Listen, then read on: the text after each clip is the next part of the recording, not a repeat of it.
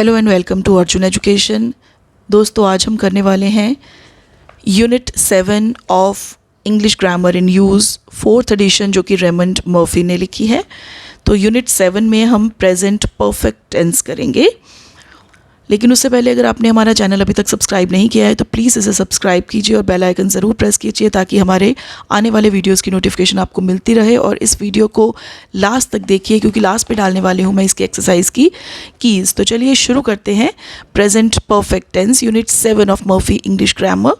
तो सबसे पहले देखिए यहाँ पे ए है। ए में एक एग्जाम्पल दी हुई है। यहाँ पे एक आदमी है जिसका नाम टॉम है। तो हमें साइड पे वो कह रहा दिखाई दे रहा है कि I have lost my keys. उसके दिमाग में उसकी कीज़ घूम रही हैं। तो साइड पे एग्जाम्पल सिचुएशन को एक्सप्लेन किया हुआ है। Tom is looking for his keys. Tom अपनी कीज़ को ढूंढ रहा है। He can't find it. उसे वो मिल नहीं रही हैं। He is not able to find it, मिल नहीं रही हैं। He has lost his keys का मतलब क्या है कि वो उसकी कीज़ गुम हो गई हैं। ही हैज़ लॉस्ट हिज की, इसका क्या मतलब है? He lost is recently and he still does not have it, कि अभी अभी उसकी कीज़ गुम हो गई हैं क्योंकि वो अपनी पॉकेट्स को देख रहा है, उसे मिल नहीं रही हैं। तो ही लॉस्ट इज रिसेंटली, अभी अभी उसकी कीज़ गुम हुई है और अभी तक उसके पास नहीं है, उसे मिली नहीं है। तो हैज़ और have plus third form of verb, जिसे कि हम पास्ट पार्टिसिपल बोलते हैं। जब हैज़ या have plus third form of verb लगती है तो हम उसे प्रेजेंट परफेक्ट कहते हैं। सो यहाँ पे एक बॉक्स बना के हमें और भी अच्छी तरह से समझाया हुआ है। कुछ सब्जेक्ट्स ऐसे होते हैं जो सिंगुलर हैं और कुछ सब्जेक्ट्स ऐसे प्लूरल हैं। सिंगुलर सब्जेक्ट्स, यहाँ पे आई जो है वो सिंगुलर में नहीं प्लूरल में आएगा। तो आई, वी, यू, दे, तो ये प्लूरल सब्जेक्ट्स हैं। इनके साथ लगेगा हैव। और ही, शी, इट या किसी का भी कोई नाम है, कोई एक बंदा है जिसका नाम दिया हुआ है, तो ये सारे सिंगुलर सब्जेक्ट हैं और ये आएंगे हैज़ में। तो इसके अकॉर्डिंग सिर्फ आपने हैज़ या हैव लगाना है वर्ब जो सब्जेक्ट के अकॉर्डिंग। लेकिन थर्ड फॉर्म ऑफ वर्ब सभी के साथ आएगी। थर्ड फॉर्म ऑफ वर्ब जैसे फिनिश्ड है, लॉस्ट है, डन है, बिन है, उसने सब कुछ दे रखा है यहाँ पे। सो इसका जो फॉर्मेट है वो कैसे बन गया? सब्जेक्ट आएगा, सब्जेक्ट के बाद हैज़ या हैव आएगा, प्लस पास्ट पार्टिसिपल आएगा। पास्ट पार्टिसिपल मतलब थर्ड फॉर्म ऑफ वर्ब। तो इसका ये फॉर्मेट है। उसके बाद ऑब्जेक्ट भी आ सकता है। कुछ सेंटेंसेस में ऑब्जेक्ट दिया होता है लेकिन ये ऑप्शनल होता है, बहुत सारे सेंटेंसेस में नहीं होता। जैसे यहाँ पे आई हैव लॉस्ट माई की है तो यहाँ पे माई की ऑब्जेक्ट है। The past participle often ends in ED but many important verbs are irregular. तो यहाँ पे वो रेगुलर और इरेगुलर वर्ब्स की बात कर रहा है। मैंने पिछले वीडियोस में भी आपको समझाया है। कुछ रेगुलर वर्ब्स होते हैं जिनके बाद में हम ईडी लगाते हैं तो उनकी सेकंड और थर्ड फॉर्म बन जाती है। जैसे कि प्ले, प्लेड, प्लेड है, फिनिश, फिनिश्ड, फिनिश्ड है। लेकिन कुछ ऐसे वर्ब्स होते हैं जो इरेगुलर, जिनके पीछे ईडी लगा के उनकी सेकंड थर्ड फॉर्म नहीं बनती है। कुछ डिफरेंट तरह के वर्ड्स लगाने पड़ते हैं, जैसे सिट, सैट, सैट है, या फिर गो, वेंट, गॉन है। इस तरह के कुछ वर्ब्स हैं। लेकिन जो मेन मोटिव यही है कि थर्ड फॉर्म ऑफ वर्ब लगेगी, कैसा भी वर्ब हो उसका। बी की बात करें तो यहाँ पे उसने हमें ये बताया है कि प्रेजेंट परफेक्ट टेंस कहाँ पे लगता है। When we say that something has happened, that is usually new information. जब हम प्रेजेंट परफेक्ट टेंस लगाते हैं तो इसका मतलब है कि हम कोई नई इन्फॉर्मेशन देने वाले हैं। जैसे यहाँ पे एग्जाम्पल्स हैं। Oh, I have cut my finger, अभी अभी फिंगर कटी है तो ये एक न्यू इन्फॉर्मेशन है। I have cut my finger. तो आई के साथ हैव है, हैव के बाद थर्ड फॉर्म है कट, कट, कट, ये थर्ड फॉर्म है। The road is closed, there has been an accident. Road बंद है, वहाँ पे एक एक्सीडेंट हुआ है। तो there has been an accident, has के बाद बिन लगा है, been is third form. News है, police have arrested 2 men in connection with the robbery. Police have arrested, have के बाद थर्ड फॉर्म लगी है। When we use the present perfect, there is a connection with now. Action in the past has a result now. तो एक बात जो अभी तक हमें ये समझ में आई है कि जो प्रेजेंट परफेक्ट टेंस है उसमें जो एक्शन है वो हो चुका है, एक्शन ख़त्म हो चुका है। तो हमारे दिमाग में ये भी बात आ सकती है एक्शन ख़त्म हो चुका है। हमने पास्ट सिंपल पढ़ा था, उसमें भी एक्शन ख़त्म हो चुका था। प्रेजेंट परफेक्ट में भी एक्शन ख़त्म हो चुका है। तो फिर फ़र्क क्या है? फ़र्क उसने यहाँ पे समझाया है। When we use the present perfect there is a connection with now. जो एक्शन ख़त्म हो चुका है उसका हमारे अभी प्रेजेंट के साथ कोई ना कोई कनेक्शन ज़रूर है, इसीलिए हम उसे प्रेजेंट परफेक्ट कहते हैं। जैसे टॉम की कीज़ गुम तो हो चुकी हैं, एक्शन तो ख़त्म हो चुका है, लेकिन उसने अभी अभी ये फाइंड आउट किया है कि उसके पास कीज़ नहीं है। The action in the past has a result now. Action तो पास्ट में हो चुका है, लेकिन उसका रिजल्ट हमारे प्रेजेंट को अफेक्ट कर रहा है। वेयर इज़ योर की? तुम्हारी कीज़ कहाँ हैं? I don't know, I have lost it. मुझे नहीं पता, वो गुम हो चुकी हैं। तो कनेक्शन अभी है कि अभी कीज़ गुम हो चुकी हैं।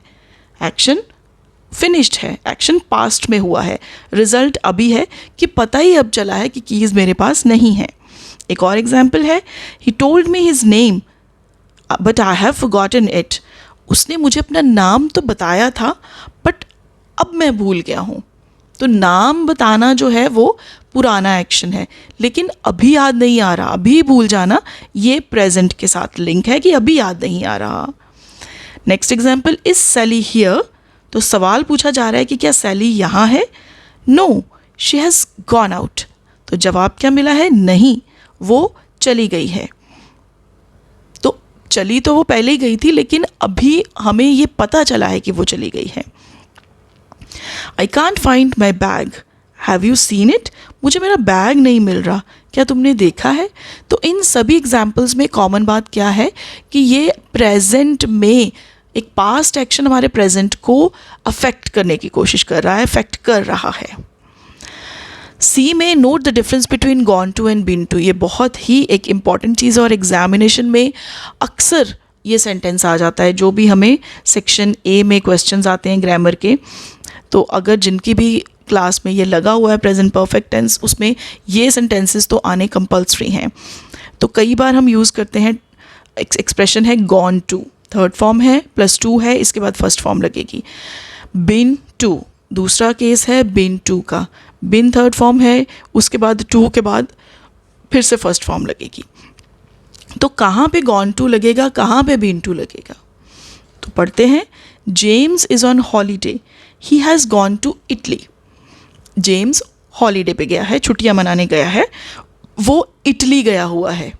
He has gone to Italy, वो इटली गया हुआ है। इसका मतलब क्या है कि वो अभी भी इटली में ही है, अभी तक वो वापस नहीं आया, वो इटली में ही है। ही इज़ देयर नाउ और ऑन हिज वे देयर, यहाँ पे नहीं पहुँचा है। दूसरी example, Jane is back home now, she has been to Italy. Jane घर वापस आ गई है, वो इटली गई थी। She has been to Italy. जब बिन लगता है तो वो जाके वापस आ चुका है कोई, लेकिन जब गॉन है तो मतलब अभी तक वो वहीं है, वापस नहीं आया है। बहुत इंपॉर्टेंट चीज़ है, इसको आप दिमाग में रखिएगा। इसकी बाद में हमें एक्सरसाइज 7.2 में सारा बिन और गॉन को लेके ही उन्होंने हमें क्वेश्चंस दिए हैं। आगे डी में है, you can use the present perfect with just, already and yet. ये जो तीनों एक्सप्रेशंस हैं, जस्ट, ऑलरेडी एंड येट, ये तीनों प्रेजेंट परफेक्ट में यूज़ हो सकते हैं। अब हम तीनों के मतलब देखेंगे। सबसे पहले है जस्ट। जस्ट का मतलब है अ शॉर्ट टाइम अगो, जैसे कोई चीज़ अभी अभी हुई है। एग्जाम्पल दी है, क्वेश्चन पूछा जा रहा है, are you hungry? No, I have just had lunch, मैंने अभी अभी लंच किया है। I have just had lunch, यानी कि हैव के बाद और हैड से पहले, हैव के बाद और थर्ड फॉर्म से पहले जस्ट, यहीं पे आपने लगाना है। Hello, have you just arrived? अब ये इंट्रोगेटिव सेंटेंस है, हैव से सेंटेंस शुरू होगा, हैव के बाद यू यानी कि सब्जेक्ट आता है, उसके बाद जस्ट आता है और फिर उसके बाद थर्ड फॉर्म आएगी, पीछे क्वेश्चन मार्क है। तो जो जस्ट की सिचुएशन है वो हैव के बाद है और वर्ब से पहले है। आगे है ऑलरेडी। ऑलरेडी हम कब लगाते हैं? जब कोई एक्शन हमारी उम्मीद से पहले हो जाता है, तब हम ऑलरेडी लगाते हैं। हम एक्सपेक्ट नहीं कर रहे हैं इतनी जल्दी, लेकिन वो काम हो गया है। एग्जाम्पल यहाँ पे दी है, डोंट फॉरगेट टू पे योर इलेक्ट्रिसिटी बिल। ये किसी को इंस्ट्रक्शन दी जा रही है कि तुम अपना इलेक्ट्रिसिटी बिल पे करना भूल नहीं जाना, लेकिन आगे से जवाब आया है, I have already paid it, मैंने तो उसे पहले ही पे कर दिया है। यानी कि ये काम जब उम्मीद की जा रही थी उससे पहले ही हो चुका है, तो इसको हम ऑलरेडी से बताते हैं। तो जो इसकी लोकेशन है वो बिल्कुल जस्ट की तरह ही है, हैव के बाद और वर्ब से पहले। I have already paid it, ठीक है, थर्ड फॉर्म से पहले है और हैव के बाद है। What time is mark leaving, mark किस वक्त जा रहा है? जवाब क्या है? ही इज़ ऑलरेडी लेफ्ट, वो तो पहले ही जा चुका है। आगे है येट। येट का क्या मतलब है? अनटिल नाउ, यानी कि अभी तक, अभी तक। तो yet shows that the speaker is expecting something to happen. जब स्पीकर ये एक्सपेक्ट कर रहा है कि कुछ होगा तब हम येट लगाते हैं, लेकिन जो येट है वो हमेशा क्वेश्चंस में या नेगेटिव सेंटेंसेस में लगता है। Has it stopped raining yet, तो ये क्वेश्चन है कि क्या अभी तक बारिश बंद नहीं हुई। I have written the email but I haven't sent it yet, मैंने ईमेल लिख तो ली है पर मैंने अभी तक उसको भेजा नहीं है। I have not sent it yet. Have not के बाद थर्ड फॉर्म आई है और ऑब्जेक्ट के भी बाद येट लगा है। लास्ट में हम येट लगाते हैं, तो इसकी जो प्लेसिंग है वो थोड़ी डिफरेंट है। जस्ट और ऑलरेडी से येट हम लास्ट में लगाते हैं, तो ये बात आपने भूलनी नहीं है। आगे चलते हैं ई। ई में उसने ये बताया है कि इस पेज पे हमने जितना भी प्रेजेंट परफेक्ट के सेंटेंसेस पढ़े हैं उन सारे सेंटेंसेस में हम प्रेजेंट परफेक्ट की बजाय पास्ट परफेक्ट भी यूज कर सकते हैं।